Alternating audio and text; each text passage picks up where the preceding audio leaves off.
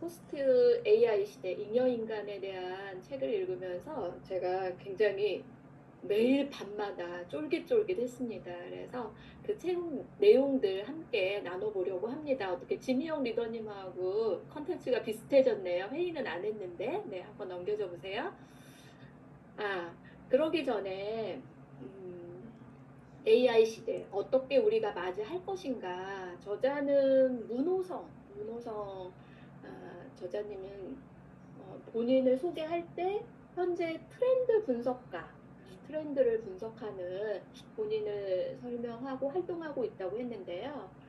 이분은 한양대 공학과를 졸업하고 그 다음에 삼성에 입사해서 12년간 건설업에 있으시면서 많은 프로젝트를 성공적으로 진행했던 분이고, 그 다음에 35세에 네트워크 사업에 도전해서 41세에 경제적 자유를 이루고, 그 다음엔 지금은 부동산 개발 산업에도 뛰어드셨고, 그 다음에 뭐 영재 육성 교육 기업 대표로 활동하고 있더라고요.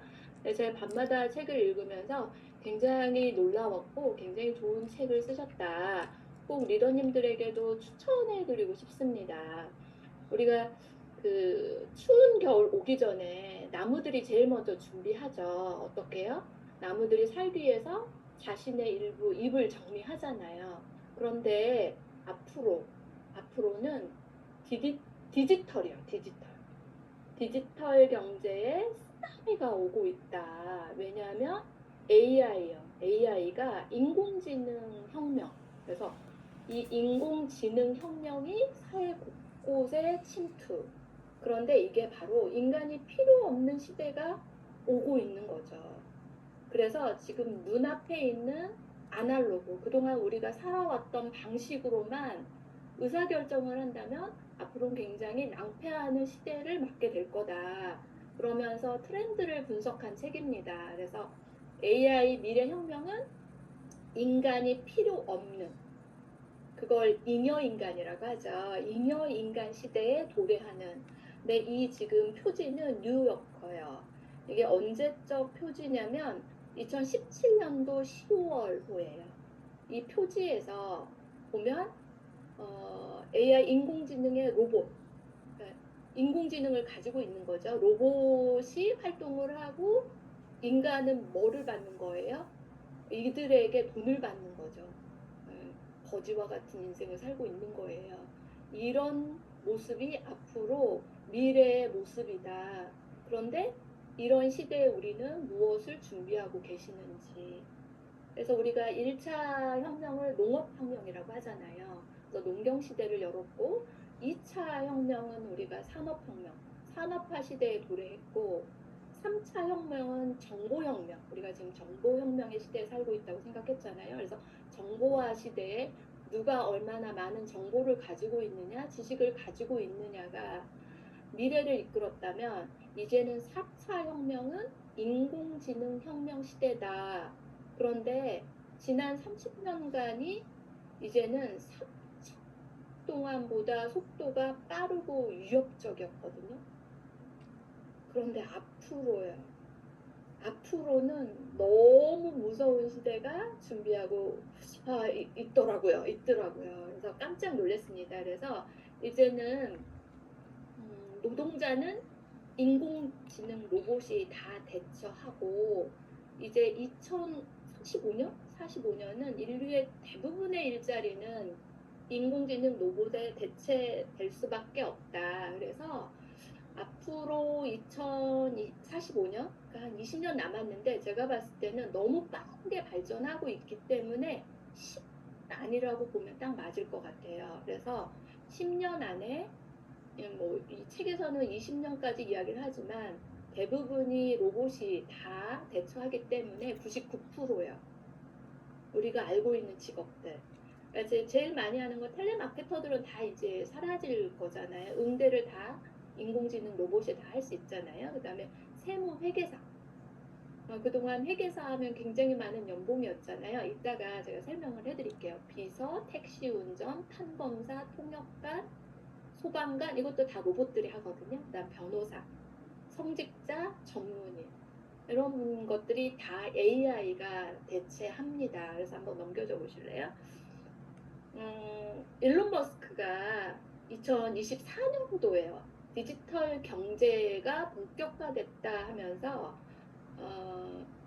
언제 발표를 하냐면요. 로봇 택시 발표를 해요. 의 로봇 해가지고. 그래서 개최하면서 이제는 스마트 공장, 테슬라가 스마트 공장으로, 그다음 자동차가 물류도 전부 다 로봇이, 유통 또한 전부 다 로봇이, 서비스 산업도 AR 로봇이 다 대체를 한다. 그러면서 이제는 아까 지명 리더님이 이야기한 대로 인공지능을 탑재한 거죠. 지능을 탑재했어요. 그래서 휴머노이드 로봇이라고 합니다. 그래서 이걸 옵티머스 발표하면서 더 이상 인간이 필요 없는 미래 공장을 선보이겠다. 언제부터? 내년부터.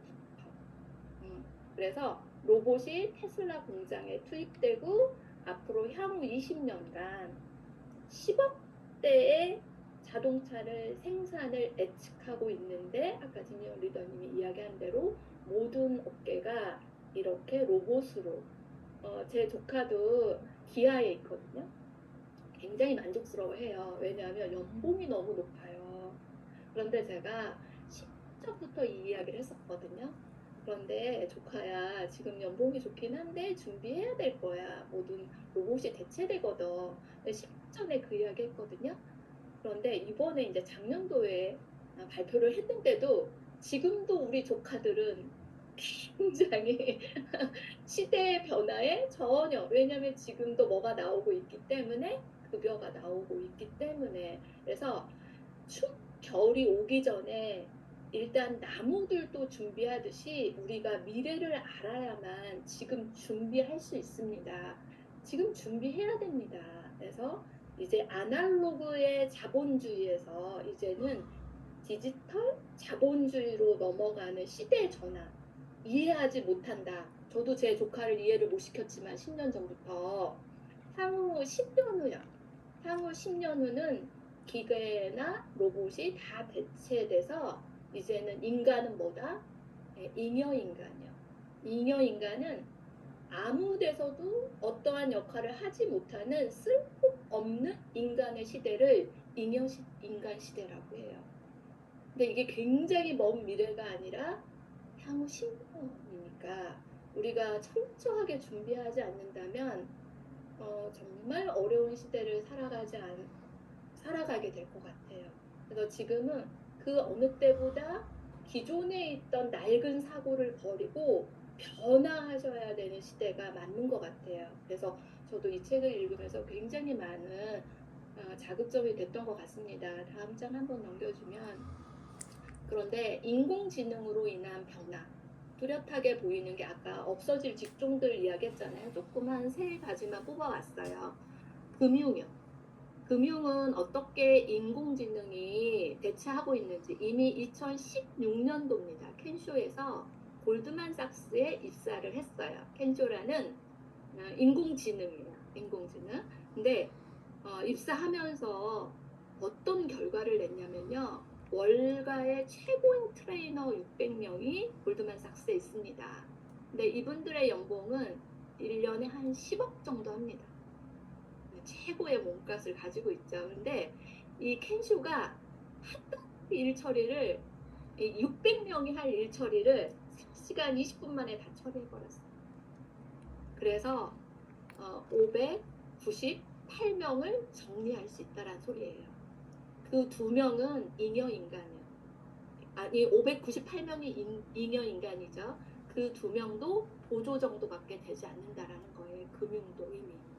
그 다음에 의료요. 의료도 우리나라에서인데요. 2010년도요. 가천대학교 그리고 길병원에서는 이미 인공지능 의사를 도입했습니다. 인공지능 의사 왓슨에 대한 이야기는 많이 들으셨을 거예요. 그런데 이 왓슨을 도입했더니 어떤 결과를 가져오냐면요. 왓슨이 하는 일이 일단 8,500개 이상의 의료기관에 축적된 의료 정보를 다 수집을 했어요.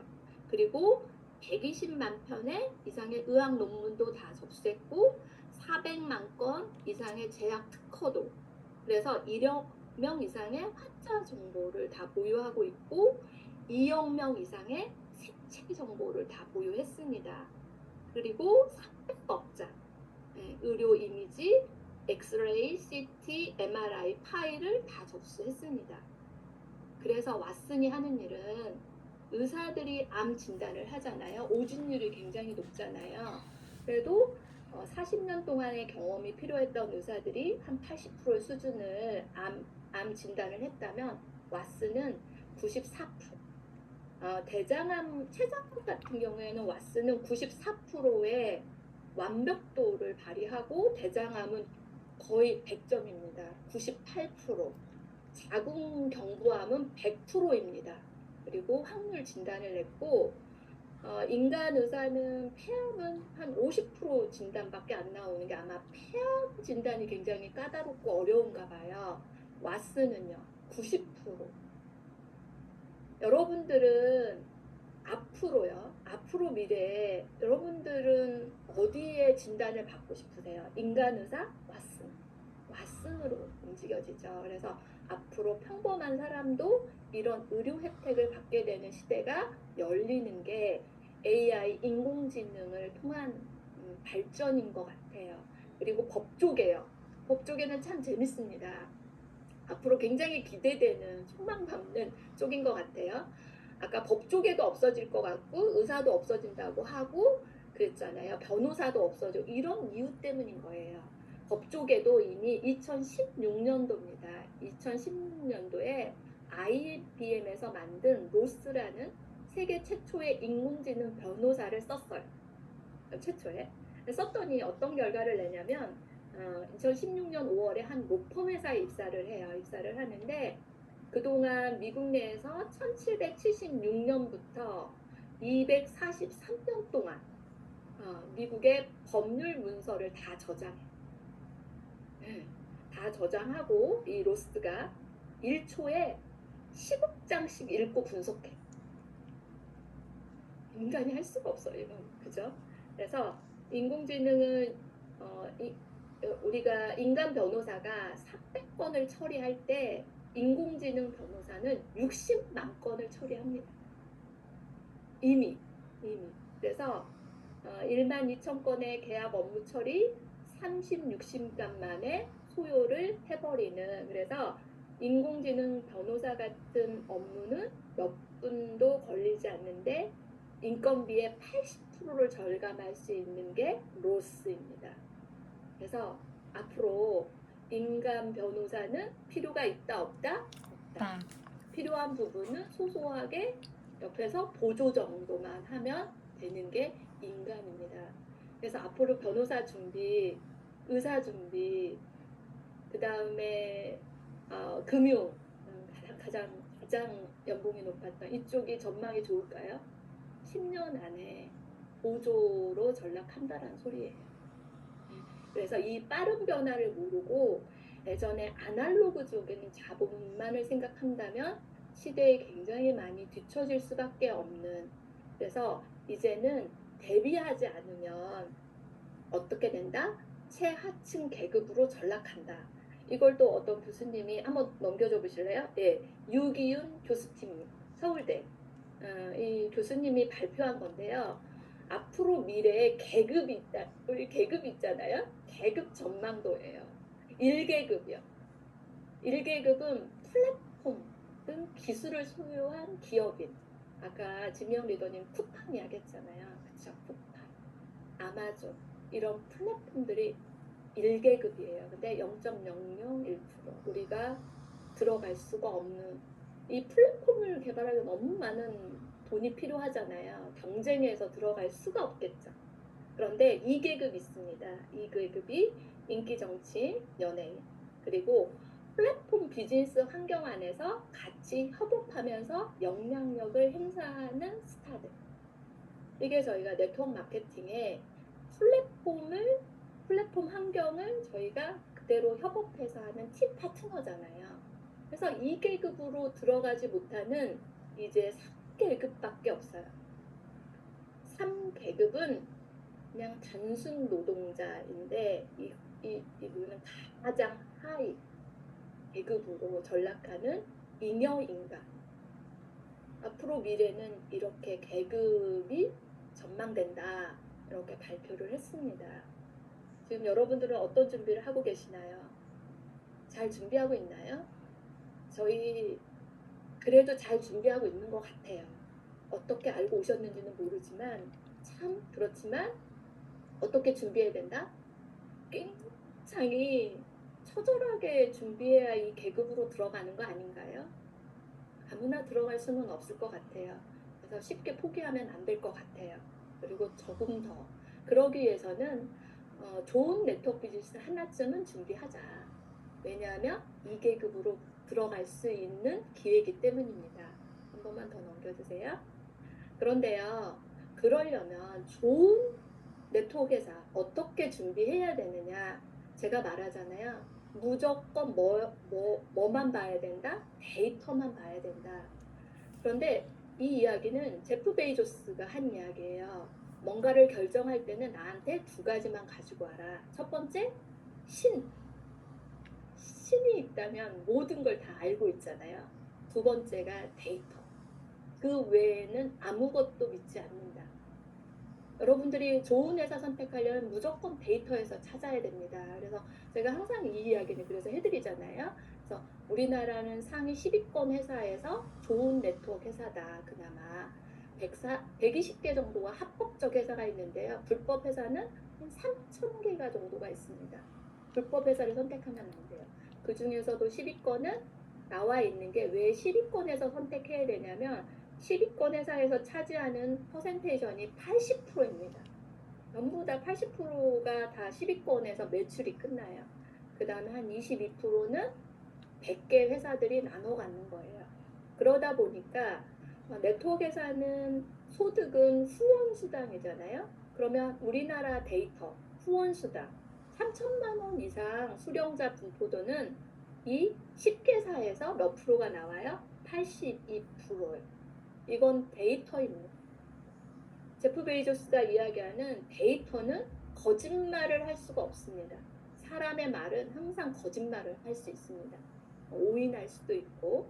그런데 주요 품목으로 보면 매출액 기준 상위 10개사가 상위 5개 품목 중 분석한 결과 건강기능식품이 82%다. 이건 현재 우리나라의 데이터입니다. 실제로 화장품은 3.1%밖에 되지 않고 생활용품은 2.1%밖에 되지 않습니다. 왜 PM 인터내셔널이 단기간에 3위권으로 진입했는지 그건 저희가 이 건강기능식품이 가장 뭐가 돼 있어요?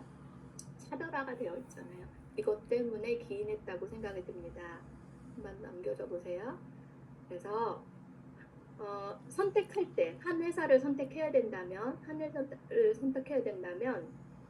데이터를 보고 선택하는데 2025년은 정말 정확하게 저희가 모멘텀을 만들지 않으면 안 됩니다. 이제는 제대로 된 클릭이 필요한 시대가 됐어요. 나에게 이익을 주는 플랫폼을 클릭해서 소유해야 합니다. 그걸 가지고 있는 PM 회사가 이번에 게임 체인저로 탑쉐이프요. 다시 한번 많은 리더들이 기대하고 있습니다. 어떤 기대를 하고 있냐면 이번 신제품을 통해서 다시 한번 또 급성장하는 모멘텀을 만들어야 되겠다. 이렇게 준비하는 리더분들이 많은데 여러분들은 어떠세요? 준비되어 있으세요? 지금 6월에 출시할 때 이 제품으로 내가 한번 승부를 걸어봐야 되겠다? 늦습니다. 그건 정확하게 늦는 게임이에요. 지는 게임이에요.